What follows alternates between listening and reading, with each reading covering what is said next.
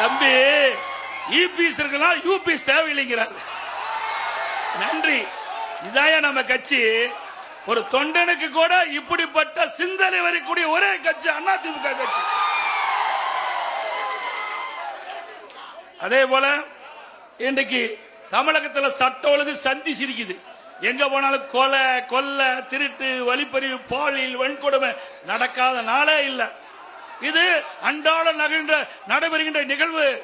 இது 2017-18 நான் முதலமைச்சர் இருந்த பொழுது சிறப்பான ஆட்சி என்று சொல்லி சட்ட ஒழுங்கு சிறப்பா காக்கப்பட்டது என்று சொல்லி இன்றைக்கு மத்தியில் இந்தியா டுடே என்ற ஆங்கில நிறுவனம் இந்தியா முழுவதும் சர்வே செய்து எந்த மாநிலத்தில் சிறப்பா சட்ட ஒழுங்கு இருக்கின்ற தேர்வு செஞ்சு டெல்லிக்கு எங்களை அழைத்து அப்பொழுது இருக்கின்ற துணை ஜனாதிபதி வெங்கைய நாயுடு அவர்கள் எங்களுக்கு விருதை வழங்கினாங்க.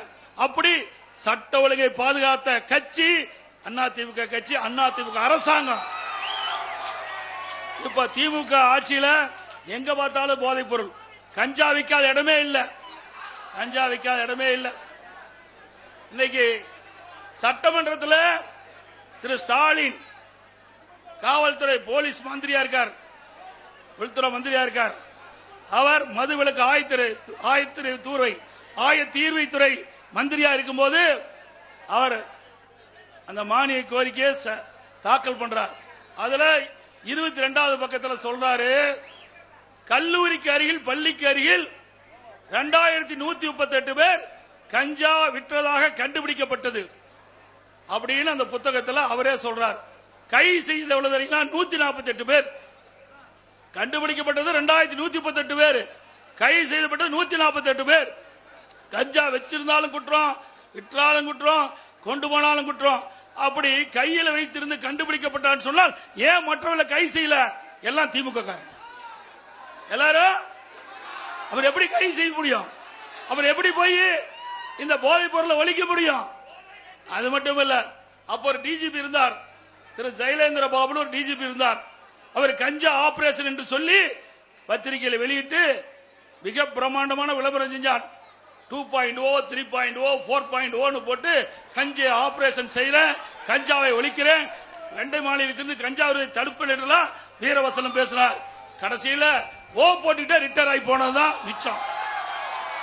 ஓ போட்டார், கஞ்சா தடுப்பதற்கு ஓ போட்டு போயிட்டார்.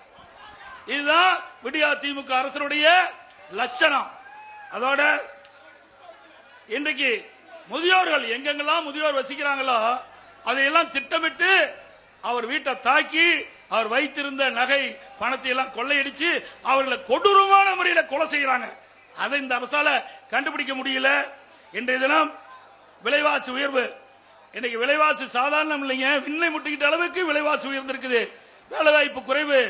இன்றைக்கு ஏழை எளிய மக்கள் உணவுப் பொருட்களை வாங்க முடியும், அத்தியாவசிய பொருட்களை வாங்க முடியாம தடுமாறிட்டு கொண்டிருக்கிறாங்க.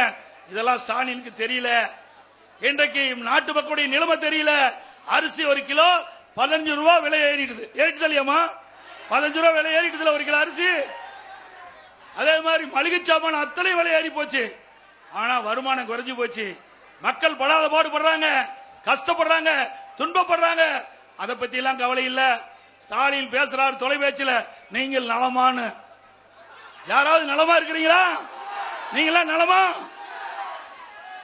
ஏங்க இப்படி யாராவது கேட்பாங்களா? ஒரு முதலமைச்சர் நாட்டு மக்கள் இந்த திமுக ஆட்சியிலே நலமா இருக்க முடியும்? நலமா இருக்கதான் விட்டு வைப்பீங்களா?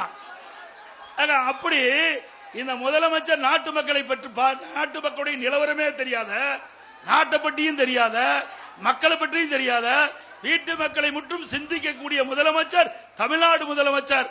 அதனாலதான் நீங்க எல்லாம் நலமா என்று கேட்கிறார்.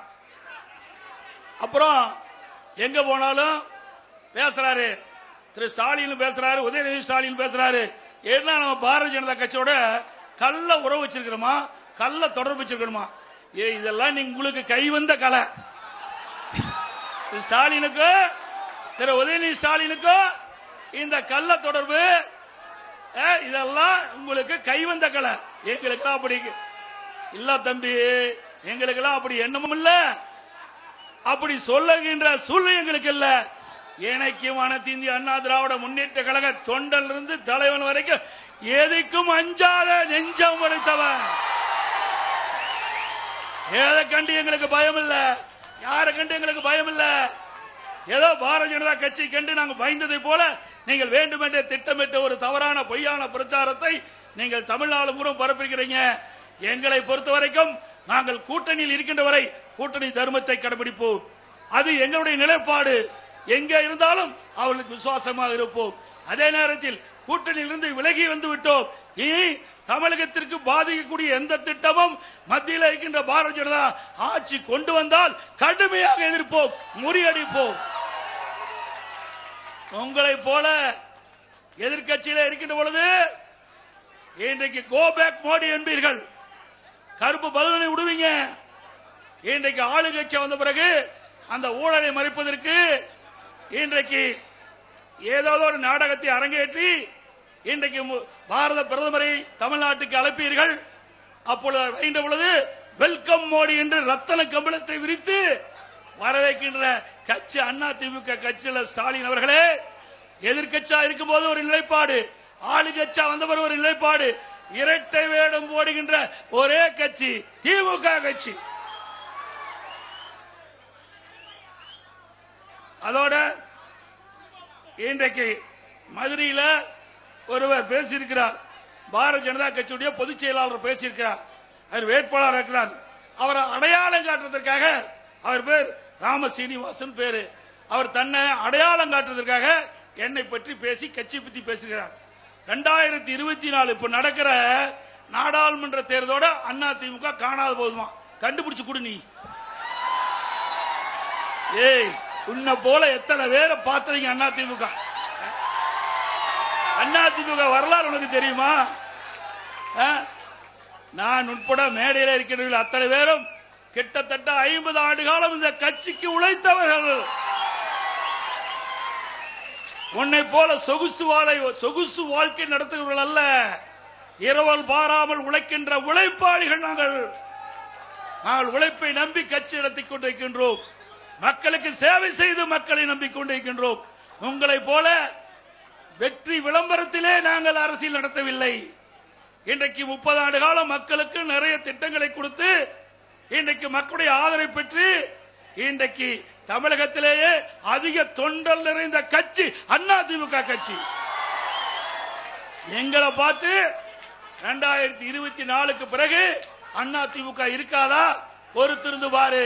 இந்த தேர்தலோடு உன்னை போல் வெற்றி அரசியல் பண்ணி கொண்டிருக்கின்ற நபர்கள்லாம் இந்த தேர்தலோடு அடையாளம் காணாமல் போய்விடுவீர்கள். அதுதான் யதார்த்த உண்மை. அது மட்டுமல்ல, 1998 நான் நாடாளுமன்ற போட்டியிட்டேன். அப்பதான் பாரதிய ஜனதா கட்சியோட கூட்டணி வச்சோம். அப்பதான் தாமரை சின்னம் என்று மக்களுக்கே அடையாளம் காட்டியவர் அம்மா. பாரதிய ஜனதா கட்சியுடைய சின்னத்தை இதே புரட்சி தலைவி அம்மா அவர்கள் 1998 நாடாளுமன்ற தேர்தலில் பாரதிய ஜனதா நம்மோடு கூட்டணி வைத்த போது இந்த சின்னம் தான் பாரதிய ஜனதா கட்சியுடைய சின்னம் என்று அடையாளம் காட்டப்பட்ட கட்சி அதிமுக கட்சி. உங்களுடைய அடையாளத்தையே அதிமுக தான் காட்டுச்சு. எங்களை பார்த்தா கட்சி இருக்காதுன்னு சொல்ற. அதே போல இன்றைய தினம் என்எல்சி நிறுவனம் ஒரு சவாலான பிரச்சனை. இன்றைக்கு 2ஆம் சுரங்க விரிவாக்க பணிகளுக்கு நிலை எடுக்கிற விவகாரம். மத்தியில் ஆளுகின்ற பாரதிய ஜனதா கட்சி நேரடி கட்டுப்பாட்டில் உள்ள என்எல்சி நிறுவனம் ஆதரவாக விடியா திமுக அரசு விவசாயிகளை நியாயமான கோரிக்கை, உரிய இழப்பீடு, வேலைவாய்ப்பு, வாழ்வாதாரம், அப்பகுதி நிலங்களில் பணியாற்றும் விவசாய தொழிலாளர்கள் வாழ்வாதாரம் ஆகியவற்றை நிறைவேற்றாமல் விவசாயிகளை வஞ்சித்து வருகிறது. ஆக பல ஆண்டு காலமாக அந்த பகுதியில் இருக்கின்ற விவசாயிகள் தங்களுடைய நிலத்தை பண்படுத்தி முப்போக விளையக்கூடிய பொன் விளைகின்ற பூமியை பாதுகாத்துக் கொண்டிருக்கின்றார்கள். அவர் வாழ்வாதாரமே விவசாயம் தான். விவசாயத்தை வந்து ஒன்றும் தெரியாது. அப்படிப்பட்ட விவசாயியுடைய நிலங்களை இந்த என்எல்சி நிறுவனம் பறிக்க பார்க்கிறது. அவர்கள் போராட்டம் நடத்தினார்கள். நம்முடைய சட்டமன்ற உறுப்பினர் அருள்மொழி தேவன் அவர்களும் பாண்டியன் அவர்களும் கட்சியுடைய முன்னணி நிர்வாகி இன்றைக்கு அந்த நிலம் எடுக்கின்ற பொழுது அத்துமீறி அந்த விவசாயியுடைய நிலங்களை அங்கெல்லாம் விளையும் நிலம், அங்கு வேளாண் பெருமக்கள் அங்க பயிரிட்டு அந்த விளைநிலங்களை அவர்கள் அதை அளிக்கின்ற ஒரு காட்சி பார்த்து பொறுத்து கொள்ள முடியாம அதிமுக சார்பாக மிகப்பெரிய போராட்டத்தை அந்த விவசாய பெருமக்களுக்கு ஆதரவாக செஞ்சோம். அதிமுக இருக்கிற வரைக்கும் 10 ஆண்டு காலம் ஆட்சி, அதிமுக ஆட்சி 10 ஆண்டு காலம் வரைக்கும் NLC நிறுவனம் நிலம் எடுக்க நாங்க விடல. 10 ஆண்டு காலம் விவசாயியோட நிலத்தை பறிபோகத்துக்கு நாங்க விடல. நான் ஒரு விவசாயி, எந்த விவசாயிக்கு அந்த கஷ்டம் என்பது எனக்கு தெரியும். எனக்கு ஒரு விவசாயி பிழைக்கின்றால் சாதாரண விஷயம் இல்ல. இவ்வளவு பெரிய வெயில், இவ்வளவு பேர் அமர்ந்திருக்கான்னு சொன்னா இத்தனை விவசாய பெருமக்கள், விவசாய தொழிலாளிகள் காலையிலிருந்து மாலை வரை வெயிலே உழைத்து ரத்தத்தை உயிர்வையாக சிந்தி இந்த நாட்டுக்கு உணவளிக்கின்றவன் விவசாயி, விவசாய தொழிலாளி. அப்படிப்பட்ட விவசாய நிலங்களை பறிக்கின்ற சூழ்நிலை வருகின்ற பொழுது அனைத்து இந்திய அண்ணா திராவிட முன்னேற்ற கழகம் 10 ஆண்டு காலம் தடுத்து நிறுத்தி அவர்களுக்கு ஆதரவாக பாதுகாப்பாக இருந்த கட்சி அதிமுக கட்சி, அதிமுக அரசாங்கம். அதோட இன்றைக்கு 3ஆம் விரிவாக்க சுரங்கம் அதையும் அதிமுக அரசு நிறுத்துவதற்கு குரல் கொடுத்துக் கொண்டிருக்கின்றது. இது நான் ஏற்கனவே வெளியிட்டிருக்கிறேன்.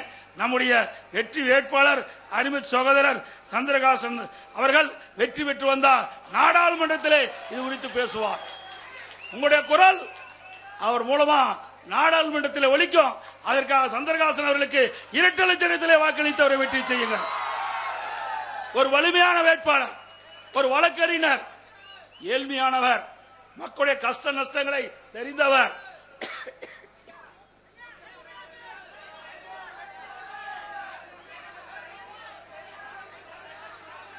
ஆக இப்படிப்பட்ட ஒருவர் வந்தா தான் நம்முடைய கஷ்ட நஷ்ட துன்பம் துயரம் வேதனைகள்லாம் நாடாளுமன்றத்தில் எடுத்து வைத்து அழுத்தம் கொடுத்து, நாடாளுமன்றத்தில் அழுத்தத்தை கொடுத்து நம்முடைய பிரச்சனை தீர்க்க முடியும்.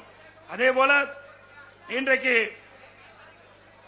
அனைத்து இந்திய அண்ணா திராவிட முன்னேற்ற கழக அரசு இருக்கின்ற பொழுது நான் முதலமைச்சர் இருக்கும் போது இந்த டெல்டா மாவட்டத்தில் இருக்கின்ற நிலங்கள் எல்லாம் பல்வேறு தொழிற்சாலைகளுக்கு எடுக்கின்ற சூழ்நிலை ஏற்பட்டது. இதையெல்லாம் விவசாய நிலங்கள் பாதுகாக்கப்பட வேண்டும் என்பதற்காக இன்றைக்கு பாதுகாக்கப்பட்ட வேளாண் மண்டலத்தை கொண்டு வந்து நிறைவேற்றிய அரசாங்கம் அதிமுக அரசாங்கம். அதனால இந்த பாதுகாக்கப்பட்ட வேளாண் மண்டல பகுதியில் நீ எந்த தொழிற்சாலையும் ஆரம்பிக்க முடியாது. உங்களுக்கு ஒரு பாதுகாப்பான ஒரு சூழ்நிலை நாங்கள் உருவாக்கி கொடுத்திருக்கிற சட்டத்தின் மூலமாக இப்படி அற்புதமான சட்டத்தை கொண்டு வந்து நிறைவேற்றப்பட்ட அரசாங்கம் அதிமுக அரசாங்கம். இதே நேரத்தில் நாடாளுமன்ற தேர்தல் நெருங்கி வரும் சூழலில் சிதம்பரம் தொகுதி அதிமுக வேட்பாளர் சந்திரகாசனை ஆதரித்து அதிமுக பொதுச் செயலாளர் எடப்பாடி பழனிசாமி பிரச்சாரம் மேற்கொண்டார். அந்த காட்சிகளை நாம் பார்த்தோம். நேயர்களே, செய்திகளை உடனுக்குடன் தெரிந்து கொள்ள உடனே சப்ஸ்கிரைப் பண்ணுங்க.